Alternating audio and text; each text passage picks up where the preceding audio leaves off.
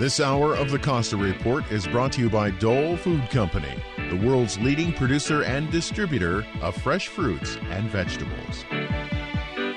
Welcome to the Costa Report. I'm Rebecca Costa, and thank you for joining me for another 2 hours of Straight Talk Radio.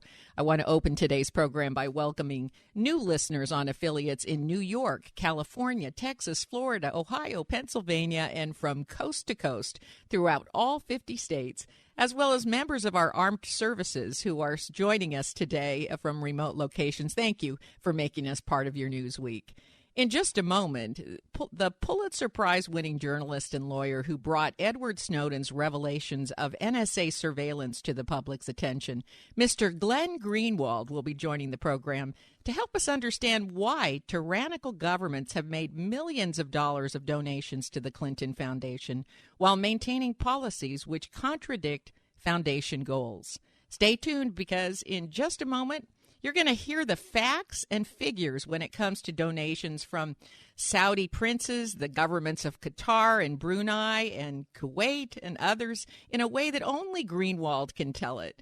We'll also hear more about his venture, The Intercept, which, if you're not dialed into yet, offers in-depth analysis and reporting that is not only nonpartisan and thorough, but offers the stories and level of detail no longer offered by the mainstream media. But before Mr. Greenwald joins us, as is my custom each week, let me tell you a little about his background. Glenn Edward Greenwald was born in New York City and grew up in Lauderdale Lakes, Florida. He earned his undergraduate degree from George Washington University and law degree from the New York University School of Law. He practiced law at Wachtell, Lipton, Rosen, and Katz before co-founding his own firm, Greenwald, Christoph, and Holland, where he was known for his work on First Amendment cases. In 2005, he stepped away from his practice, saying that he was bored and he wanted to have more of an impact. He started a blog which led to becoming a contributor to Salon and later The Guardian. And the rest is history. Greenwald was contacted by NSA subcontractor Edward Snowden and took the story of NSA overreach public, earning him numerous journalism awards, including the Pulitzer Prize. In 2014, Greenwald co-launched The Intercept, backed by eBay founder Pierre Omidyar. We'll hear more about the stories being brought forward by The Intercept a little later in today's program. It's my pleasure to welcome to the Costa Report, 5-time best-selling author, and the man Slate says is the fighter you want in your corner when the world comes after you, Mr. Glenn Greenwald. Thank you for joining us, Mr. Greenwald. Thanks for having me. Great to be with you. Well, as the old DJs on the radio used to say, the hits keep on coming. We seem to be learning more every day about where donations to the Clinton Foundation have come from. But there are still a lot of folks who aren't familiar with exactly who made these donations, the size of the donations, and why this goes beyond political nitpicking. So help us walk through the facts. Sure. So the Clinton Foundation was actually created in 2001 when Bill Clinton exited the presidency. And the original idea was that it would be the entity that oversaw the construction of his post-presidential library, which typically is now built in this really elaborate way by eliciting private donors. And at the time, Hillary Clinton began running for the Senate in New York, and it was clear that she was going to have a political future. Bill Clinton continued to exert huge influence, obviously, as a former president, and so the money kind of just started pouring in way beyond what they budgeted or what they needed to build the presidential library, and so the function of this foundation quickly expanded, and they decided that it was going to be this worldwide, what they were calling a charitable foundation that would influence policy and projects on multiple continents throughout the world. And what they discovered really quickly was that there are a lot of people around the world who want to give huge amounts of money to people like former President Clinton and his wife Hillary Clinton, who exert great power in the world's most powerful capital, which is Washington. And millions upon millions upon millions of dollars started flowing in, not only to the Clinton Foundation bank account, but also to the private personal bank accounts of both Bill Clinton and then ultimately Hillary Clinton for speeches, a lot of which was coming from the same people who were donating the tens of millions of dollars to the Clinton campaign.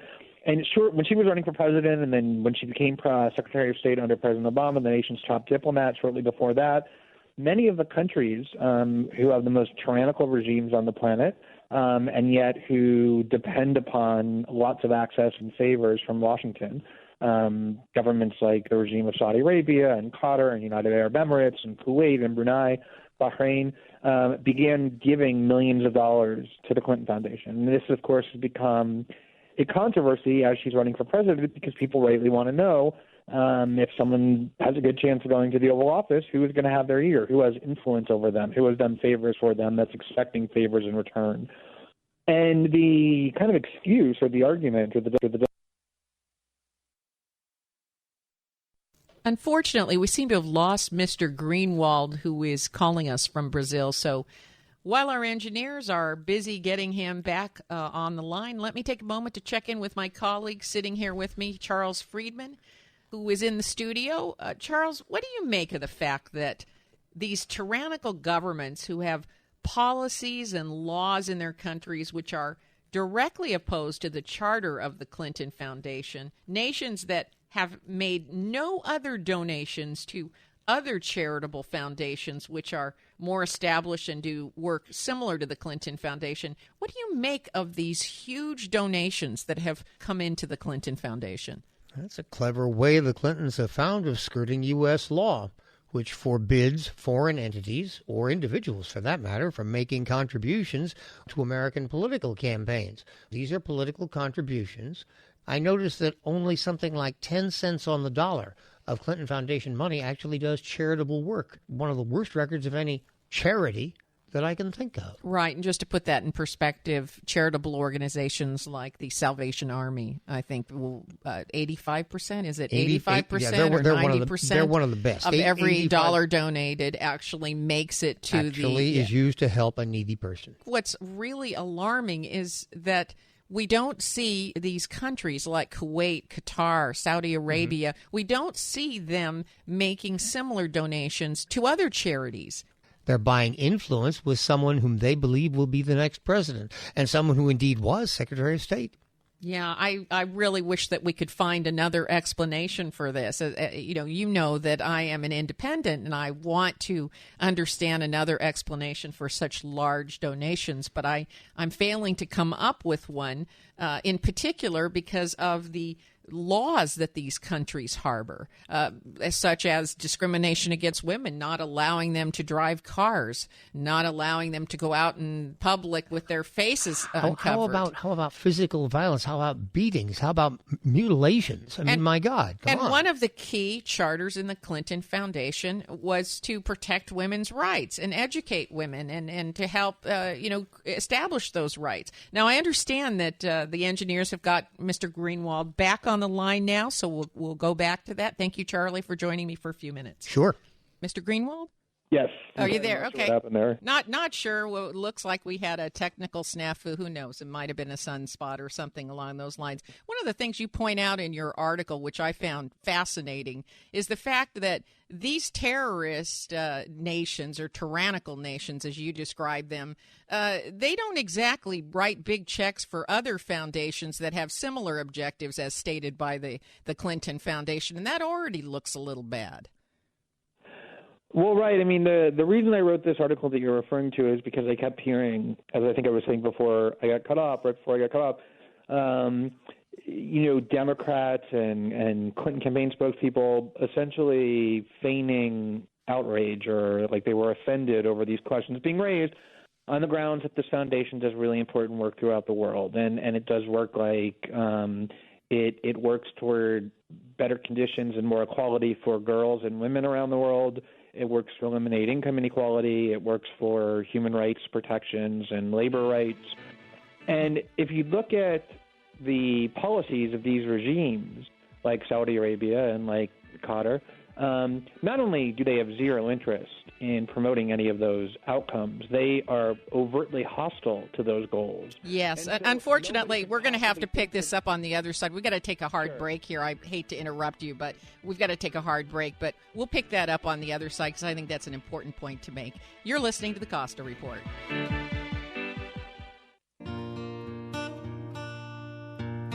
Biodiversity is the very fabric of our lives. It is everything around us, all of nature. But human impact is diminishing biodiversity at an alarming rate. And because of that, the intricate web of biodiversity is unraveling in ways we don't fully understand, and our world is becoming less resilient. That's why we are biodiversity advocates. We're the E.O. Wilson Biodiversity Foundation. Guided by the greatest living naturalist, E.O. Wilson, we champion research and education that expands our understanding of biodiversity and informs worldwide conservation efforts. The E.O. Wilson Biodiversity Foundation is building a movement of environmental stewards like you who share our sense of responsibility for the living world that is our home.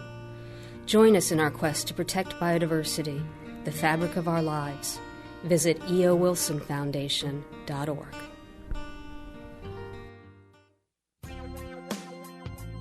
If you listen to the news today, you might come away with the impression that our biggest challenges are political and economic.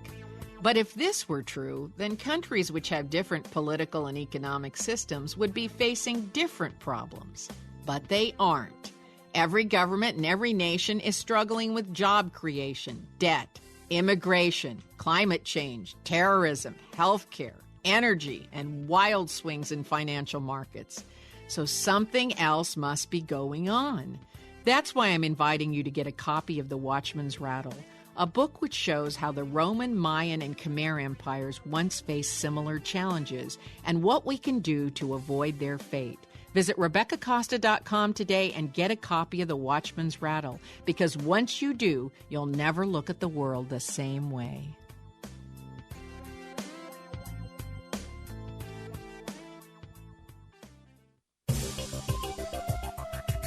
Hey, Patricia, I heard you were setting up a new home office. Yeah, Sam, I've been staring at this Home Office for Dummies book for hours, and I still can't figure out the difference between a LAN and a WAN. We'll call User-Friendly Computing. They can help you set up an internal home network. But what about my wireless printer? What about it? They have all the answers to your network, workstation, or internet problems. They even provide outsourced IT for businesses big or small. User-Friendly Computing provides professional guidance to you for new computer purchases or network configurations. They also provide on-site professional support to your staff for everyday computer and network issues. User-Friendly Computing is locally owned at 505 River Street across from the Gateway Plaza. Or you can give them a call at 831-423-9653. That's 831-423-9653. Cash flows and money move. The Money Moves Show is dedicated to delivering tips and tools to help you earn more, save more, and protect your hard-earned assets. Host Pamela Fugit-Hedrick interacts with her guests and callers every Thursday night from 7 to 8 p.m. Recent topics have included what is going on locally with health insurance, tips to maximize your Social Security income, how do you build an emergency fund for your family, Medicare 101 tips, how do you choose and pay for home health care, and many other topics. So tune in, take notes, call, and get answers to your financial questions from Pamela Fugit-Hedrick on Money Moves, Thursdays at 7 p.m. That's Money Moves, Thursdays, 7 p.m. on KSCO, AM 1080 Santa Cruz, and KOMY 1340 Watsonville, and 104.1 on your FM dial.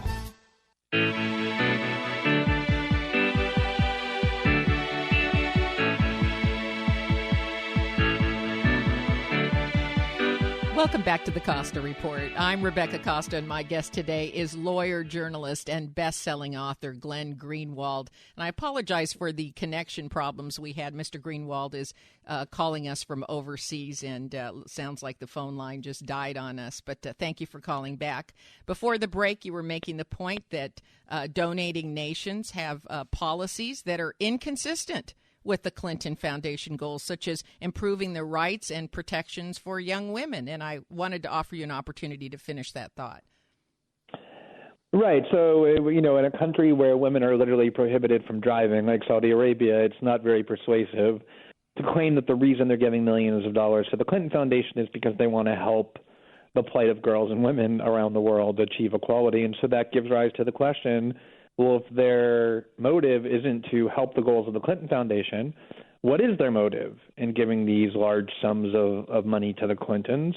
And to me, the only viable answer is that they expect that they will get access and potentially favors in return. And there's a lot of things you can point to that the Clintons have done, particularly Hillary Clinton as Secretary of State, that has benefited these regimes, whether she did that because she was returning the favor or because she just believes in helping the world's worst tyrants. Of course, you can't prove, but it certainly merits a lot of scrutiny and questioning. That's one of the problems with quid pro quo. It's hard to directly connect the dots. And I think that your article makes it clear that there could be no other motive. In the absence of any other motive, that's the only motive that's standing on its feet, except for it's very hard to say that just because you received monies means that you acted to benefit the donors. And so what I found most powerful about your report on foreign donations to the Clinton Foundation was the argument that Democratic supporters are making that large amounts of money does not necessarily lead to undue influence. And you make the point that this is the same argument made by the Republican Party in support of Citizens United, which at that time Democrats rejected. That was a very powerful statement to make in your article. Well, in fact, you could even go back further. I mean, there's been a debate in Washington for more than 2 decades now, going back to the McCain-Feingold legislation about campaign finance reform. And more or less, the position of the Democrats has always been large corporate donations and large sums of money going to politicians corrupts the political process because it at least creates the appearance of corruption and, in almost every case, the reality, because if you get millions of dollars from a corporation or from an entity, of course, you're going to open your doors to them first, and they're going to have access. And so it's pay for play. That was always the core view of the Democratic Party in arguing for campaign finance reform. And the core argument of the Republicans in arguing against it was, well, just because we're getting large donations, you can't prove that we're doing anything corrupt. Even if we end up acting for the benefit of these interests that are giving us money, maybe we're doing it out of conviction or ideology. And so to see this completely reversed in order to defend the Clintons and watch the Democrats jettison their core argument for 25 years about corruption in the political process and embrace the Republican argument, which is if you can't prove a quid pro quo, there's nothing wrong with it, is really kind of stunning to watch. I agree, and I thought it was extremely insightful to point to the fact that the very argument which they were opposed to, they have now embraced. Now, I feel a need to point out that you are neither in support of the Republican Party or the Democratic Party. You're what I call an equal opportunity critic of illegal, unfair, and unethical behavior, as I am. But as you know, the most successful television, radio, and internet broadcasts continue to be very partisan, very polarizing, and agendized. And to this end, the media is playing a dangerous role in how these stories are communicated to the public. These days, it's hard to find good investigative journalism. I believe that's why you founded The Intercept. Is that right? Tell us a little bit about The Intercept. Yeah, that's true. The Intercept really grew out of the reporting I was doing on the archive that had been provided to me by the whistleblower Edward Snowden. And at the time I was working at The Guardian and we were working with other news organizations around the world, and there were all kinds of constraints on the ability or the willingness of news media outlets to report on these stories, which, you know, regardless of what you think of Edward Snowden, these are really important stories to be told. This is really significant journalism, and media outlets shouldn't be hesitating. And for all kinds of reasons, whether it was excess closeness to the U.S. government or loyalty to President Obama or fear of threats that were being made for legal purposes or the reaction of readers, there was just a lot of hesitation institutionally, not so much of The Guardian, although there too, but around lots of other media outlets. And so we wanted to create a media outlet that would be able to do fearless journalism, adversarial journalism, which is the reason there's a free press, to be adversarial to those in power, without any kind of allegiance to any faction or any party or any fear of alienating anybody, to really just have the freedom to shine a light on things that ought not to be hidden, which is, to me, the core essence of journalism. And so we found a backer who believed in that vision of journalism and was willing to fund it, give us total independence, and so far it's worked out really well.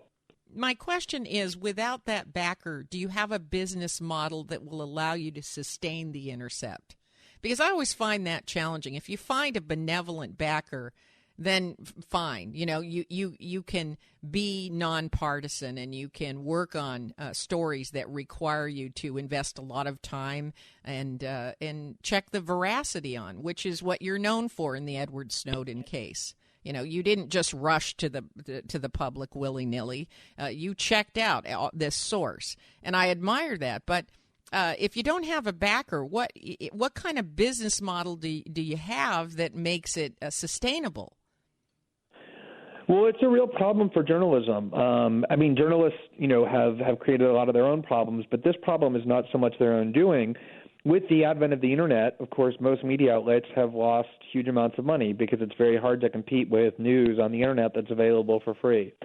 And as news organizations have lost money, they've not only had to cut investigative journalism, which is expensive to do, eliminate news bureaus around the world, which severely limits coverage, but also they've become really vulnerable to threats, either by someone who's really rich, who doesn't like their coverage, or by the government, who threatens to prosecute or to sue. And, we saw this recently in the case of Gawker and Peter Thiel, the Silicon Valley billionaire who was secretly funding lawsuits against Gawker because they published articles which he disliked, and they ended up bankrupting him. Yeah. And media outlets are terrified of that because they don't have solid financial footing. And if you don't have solid financial footing, if you want to go report on a billionaire or you want to go report on the U.S. government, and they're threatening to use their infinite resources to keep you in court and make you pay lawyers, and you're already having trouble laying off, you're a journalist, you're going to pull your punches and be afraid. And so it's not a great model to say, well, go find a billionaire somewhere who will give you the money, no strings attached. It's much harder than it is to say. But at the same time, it is a model that has worked for us. Right. And I don't know what the answer is. And it may be the only model that works right now. I mean, it truly, you may need a benevolent backer in order to bring ethical journalism back to the public again. I'm not sure there's another model available. We have to take another scheduled break, but we'll return with more from Glenn Greenwald after these short messages. You're listening to the Costa Report.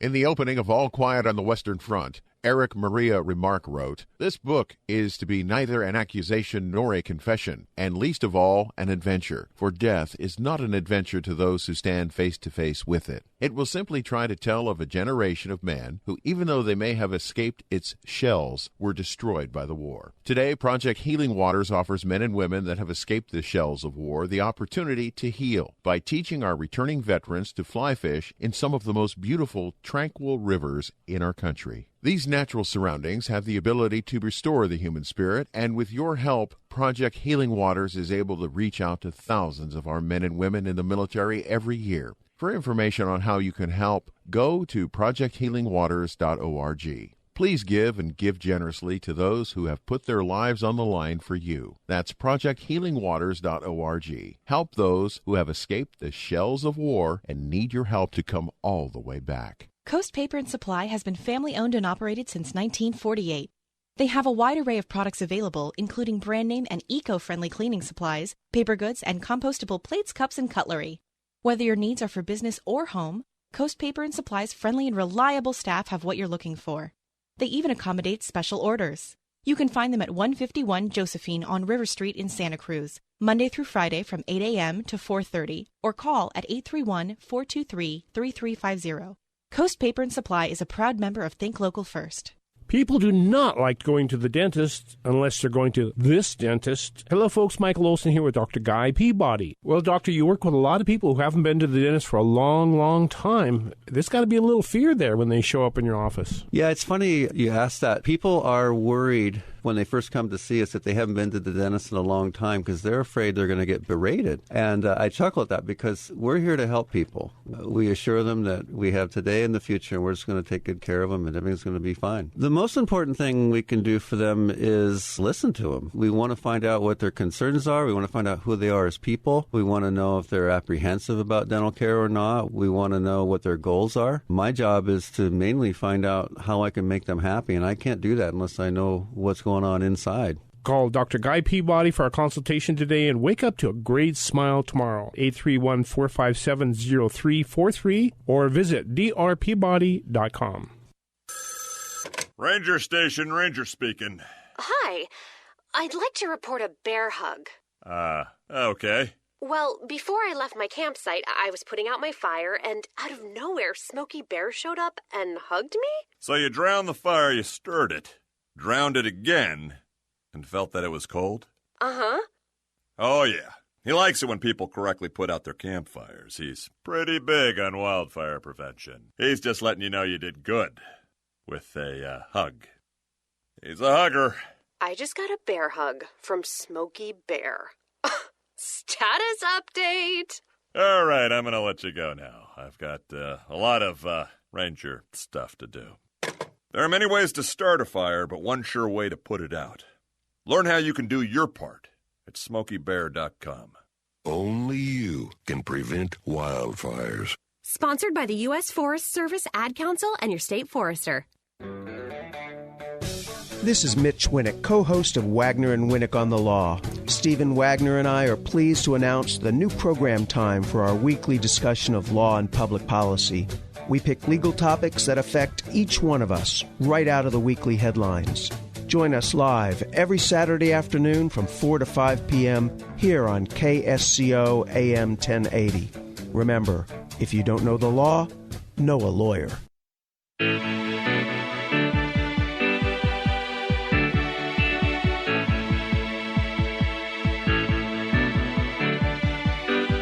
Welcome back to the Costa Report. I'm Rebecca Costa, and if you're just joining us, my guest today is Glenn Greenwald.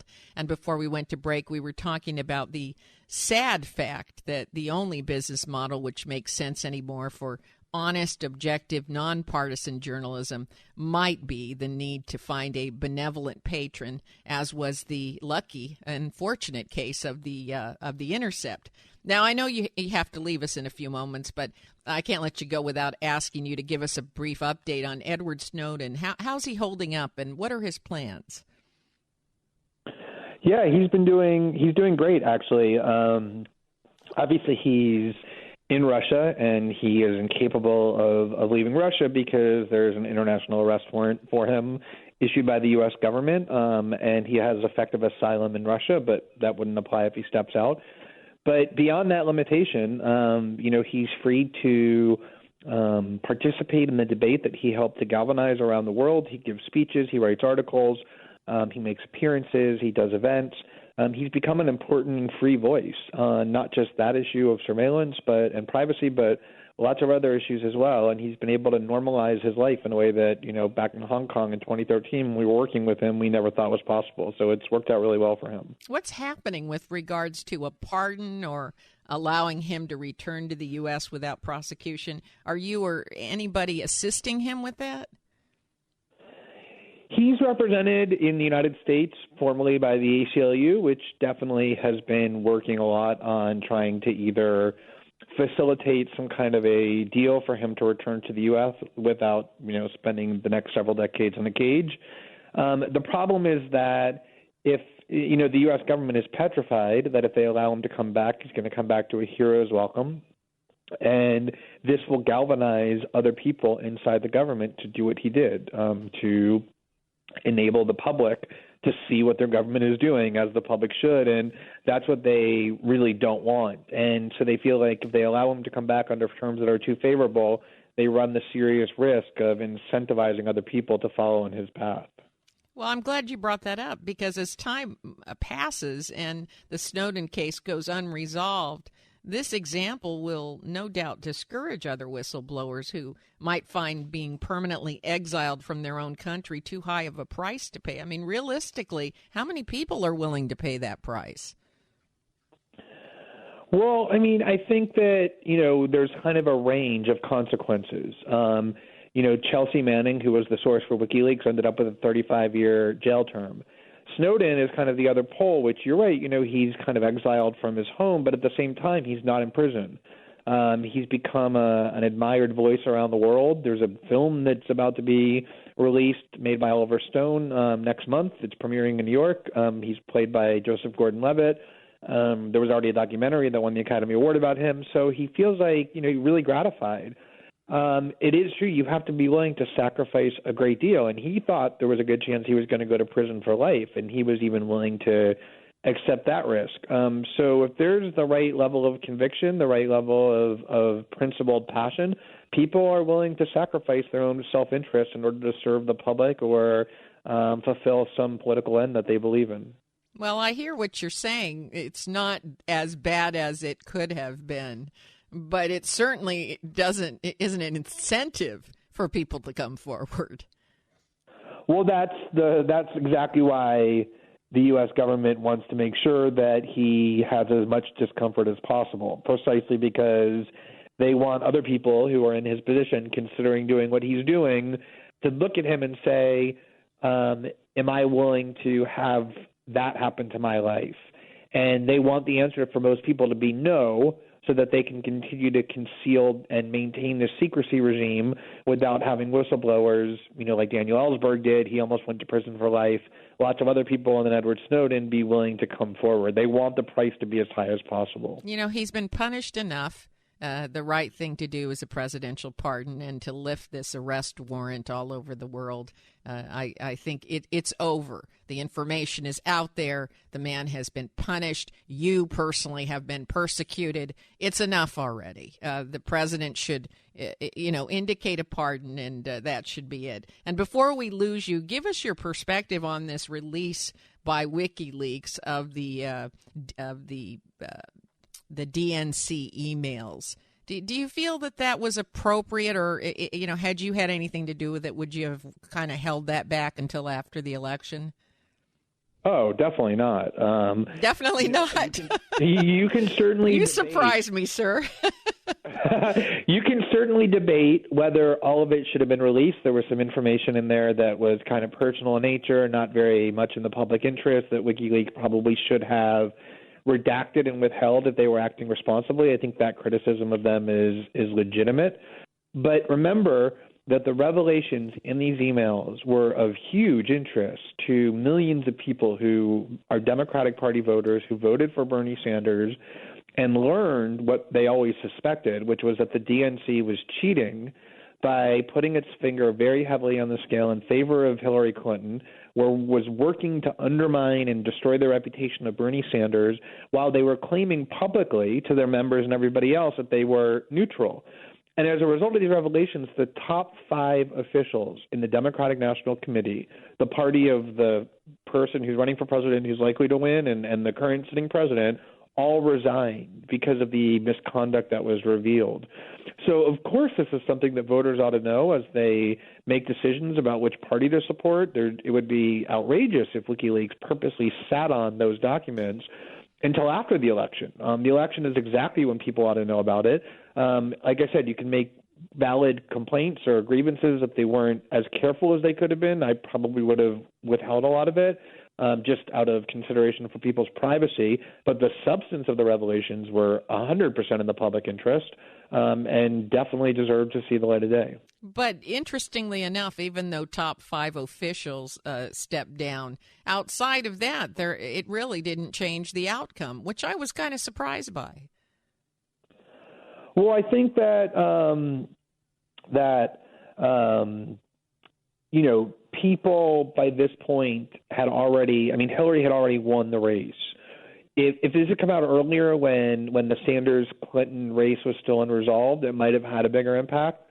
But by this point, the nomination was sewn up, as was Trump's.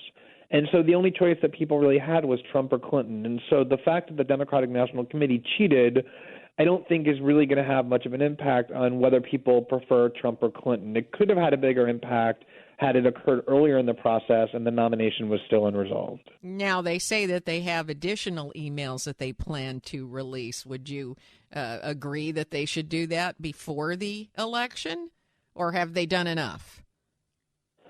I think that it depends on what these emails reveal. I mean, WikiLeaks sees itself as a media outlet, and they view their duties as being journalistic in nature. And just like the New York Times or NBC News or the Intercept or anybody else, if the information that they receive from a source is in the public interest, it ought to be revealed. You know, I think that there's been a lot of light shined on Donald Trump and his finances and his past relationships. There should be a lot more, but there should also be light shined on Hillary Clinton's. They're both seeking extreme amounts of political power. And if WikiLeaks can help bring transparency to the two major party candidates in the race, then I think they ought to do that. Well, like I said, you are an equal opportunity investigator. And we are just about out of time, and I know you have to run, but I want to take this opportunity to thank you for your excellent reporting on The Intercept and also for making the more difficult of the choices that were available to you. It's not been easy, but it is much appreciated by those of us who still have standards and are holding on to those standards. So thank you so much for taking time to be with us, and thank you for your good work, Mr. Greenwald. Thank you so much. It was great to talk to you. Now, we're going to take our final intermission, but stay tuned because we have a special treat for you. Alan Dershowitz will be joining us next to talk about these donations to the Clinton Foundation and what the legal impropriety is. I think we need to get to the bottom of that, and he's agreed to join us here in the last segment. So we're in for a big treat. Stay right where you are. You're listening to the Costa Report.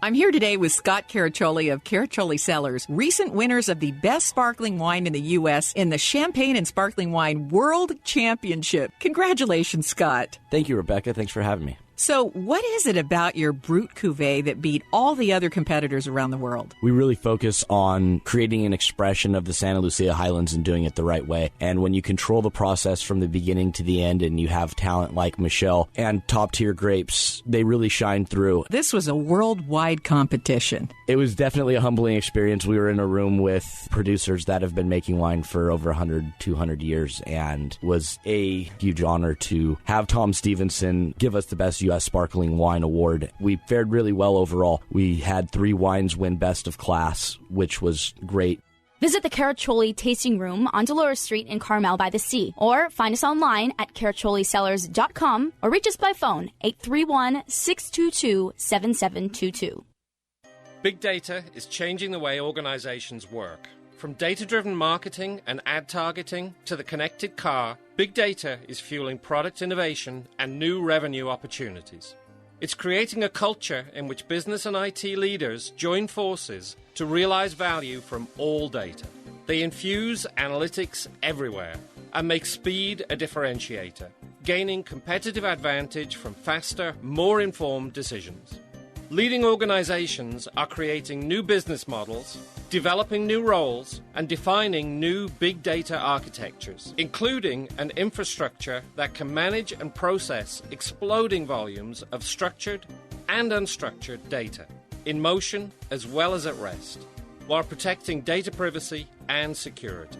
Find out how IBM Big Data and Analytics can transform your business. Visit www.ibm.com/bigdata today. Every Saturday from 12 noon to 1 o'clock on KSCO, it's Perspectives with Dr. David Biles and Tom Quinn.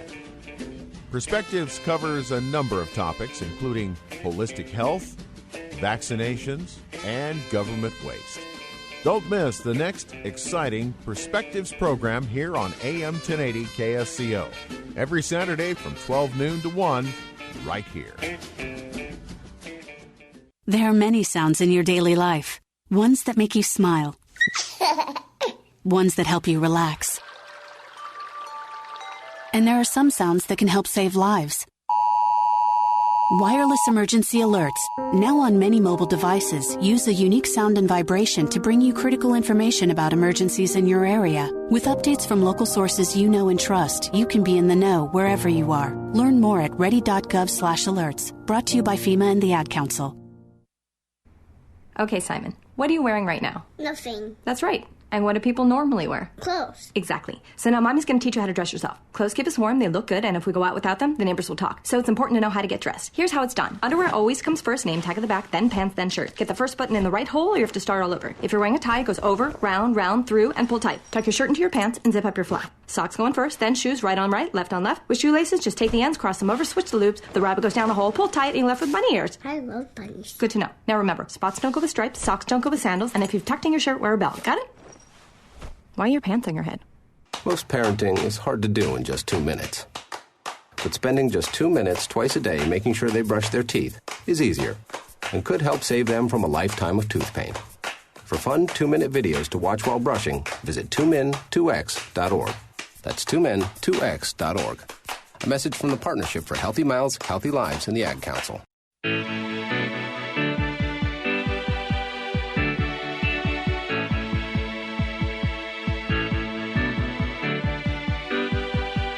Welcome back to the Costa Report. I'm Rebecca Costa, and Glenn Greenwald had to leave early, but we have the good fortune to have the greatest constitutional and civil liberties lawyer in the United States, Alan Dershowitz, joining us.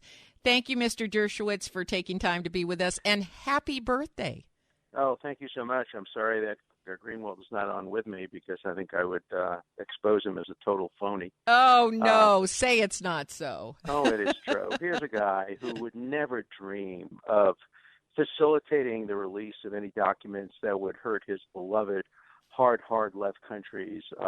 He would never release documents that were critical of Castro's Cuba or of the Palestinian Authority or of any of the other beloved hard left countries. He's a zealot. He's an ideologue. He's one-sided.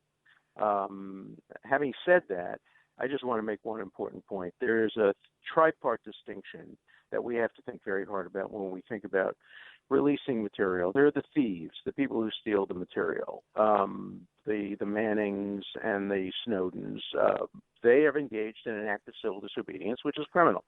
And you can regard them like Martin Luther King if you want to, or you can regard them as something else. But they have committed a crime, and there's no doubt about that. But how else does the public find out about these things? Well, okay, that's a fair point. I mean, how does the public end tyrannical governments? Maybe they end it by engaging in acts of violence. So you can make an argument that way, but understand that they're criminals.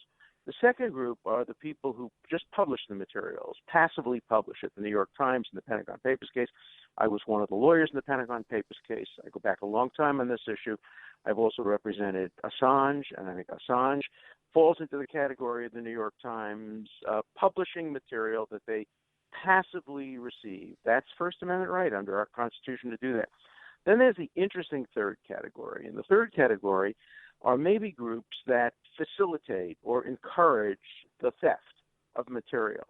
And that's the cutting-edge issue that legally we have to confront in our society. Are there any groups that not only reveal the material, which they have passively received, but also encourage the thieves to get the material that they then publish, having been stolen from society? Look, nobody can doubt the following statement. Every government, certainly any legitimate democracy, has the right to keep secrets. We're entitled to keep the names of our spies secrets, the atomic code secrets, our diplomatic positions that we're taking in terms of negotiation secret.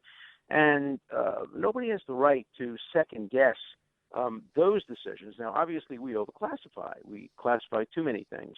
So the question is, are we going to leave to people like Snowden and Manning and Ellsberg the decision-making authority what to steal and what not to steal? Are we going to leave to the Kent Greenwalds, the Greenwalds of the world, the decision what to publish, what not to publish?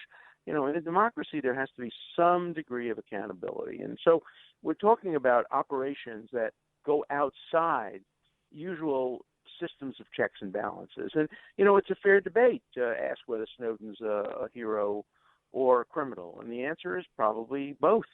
Well, probably both is right, but every time the Congress talks about creating whistleblower protection laws, it just whistleblowers aren't protected, and yet they could create a system, right, and legal protection by which people could come forward and not irresponsibly, as you're pointing out. I think that's we shouldn't exactly leave right. it willy-nilly.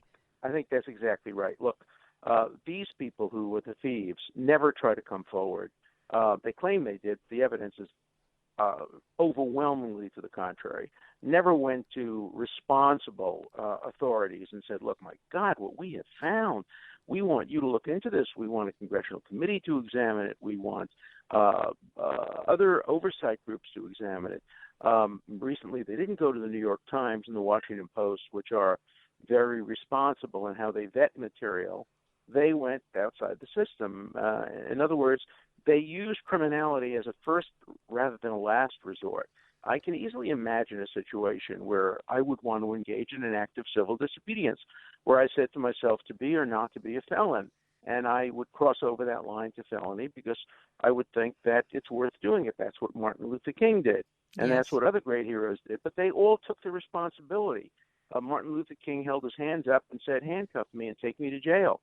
And then he hired great lawyers, or mostly they defended him free, and confronted the system and won. It's very different from what Snowden did, and that is took the material with him, ran away to Russia, wanted to go to South America. It's very different from what even what Greenwald did. So let's understand that there is a continuum here. We have to discuss this issue with some nuance, not just make unequivocal heroes of all of these people, and certainly not lump all of them into one category. As I said, there are at least these three categories: the thieves, the publishers, and the facilitators. Yes, but let me ask you this. Who is at fault if there is an absence of any legal process? This is not going to end with Snowden. The government is at fault. I mean, there's going to be other whistleblowers. And they're going to they're all going to mishandle it, and so are the journalists and the publications. They're all going to mishandle it. They're all going to misjudge. And so who's at fault if we don't create a legal process for this? Well, I think we have to create a legal process. I think the government is at fault. And I think what Snowden should have done is he should have challenged the system in court. And I think he would have gotten good response. I surely would have represented him. Other civil libertarians would have represented him. But he decided instead to engage in an act of civil disobedience and run away. Mm-hmm. That's very, very different. And you can still praise him for it. But don't put him in the same category as Martin Luther King, who stayed and went to jail and wrote his great letter from Birmingham. We're not seeing that kind of courage here. And so, again, just don't. It's important not to put everybody into one category. Not to glorify this. Categories. Yeah, you don't want to see this glorified. I want to change the system. Mm-hmm. The glorification is okay as long as we understand that we're glorifying somebody who broke the law. Now, the law is too broad, much too broad. We have far too much classification. And, even getting to politics today, even some of the material that we know now bore some indicia of classification in the Hillary Clinton situation was way, way over classified. Much classification is done not to protect the government's national security, but to protect particular people from embarrassment. We know that that's the case, but we also know that there is legitimate reason for classification. We have to keep certain things classified, and we can't just glorify people like Snowden who take everything and turn them over without any attempt to try to distinguish. What's the difference between Snowden and Jonathan Pollard? Jonathan Pollard spent 30 years in jail. He thought he was doing the right thing. He thought he was providing material to Israel, which Israel was entitled to get under their agreement. He thought that Israel's existence was at stake. He thought he was doing the right thing, and the government's response was to put him in jail for 30 years. Now, 30 years was too much in that case. 6 months, a year, 2 years, maybe even 5 years might not have been too much. But I don't see much of a difference between what Pollard did and what Snowden did in many respects. And yet the whole world condemns Pollard, and many in the world glorify Snowden. You might ask Greenwald next time you have on the show whether he would say the same thing about Jonathan Pollard as he said about. That's a good question. I hadn't thought to compare the two, he'll respond by saying that Snowden was trying to protect and help America, and that Pollard was trying to protect a Zionist, conspiratorial, genocidal, apartheid regime, Israel. You'll hear all the kind of political nonsense from Greenwald, but basically. It's hard to understand what the real. Well, I am so glad that we had a chance to catch you before you took off for your birthday celebration. And, Thank you. And we're just about out of time here, but I'll tell you, I'd like to bring you back and talk to you more about this. this. I have a new book. I have a new book coming out. It's called I almost got it wrong. Electile Dysfunction. Electile Dysfunction? No, seriously, is that the title? It's Are you just Electile Dysfunction, a guide to the unaroused voter? And it's a book written for the millions of Americans who don't like either candidate. Well, that would be me. That we've been putting you in that would be me, sir. Get me on to talk about that. All right. We'll bring you back to talk about electile dysfunction. I think you're pulling my leg with that title, but maybe not. Amazon. It'll be available the day after Labor Day, both as an ebook and as a hardcover. All right. Okay. Well, we'll look for it. And thank you again for joining us at Last Sure. Minute. We really appreciate it. Sure. We're going to take our final break, and stay tuned. We'll come back with the second hour of the Costa Report.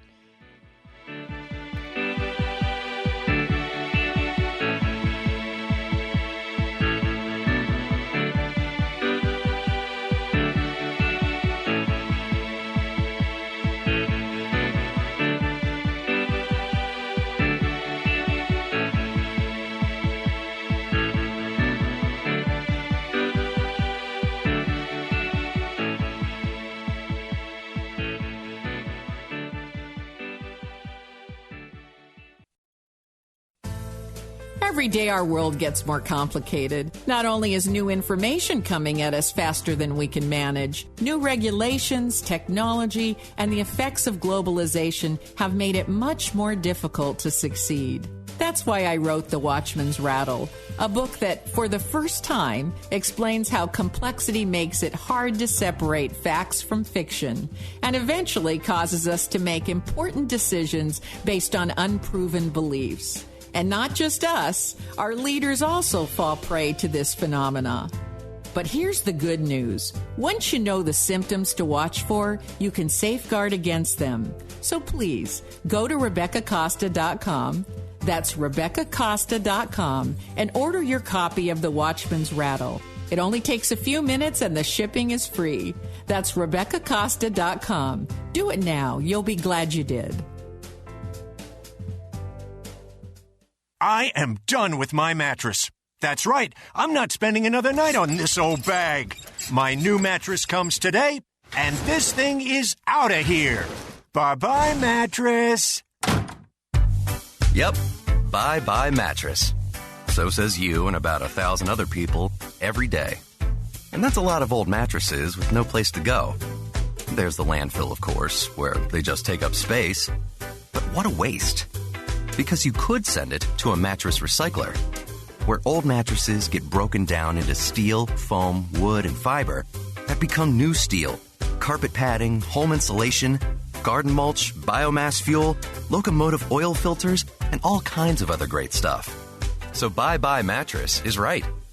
But don't toss it. Recycle it. It's easy, and it's free. To find a mattress recycler in your area, visit buybuymattress.com. Serving Northern California for over 65 years. This is KSCO Santa Cruz.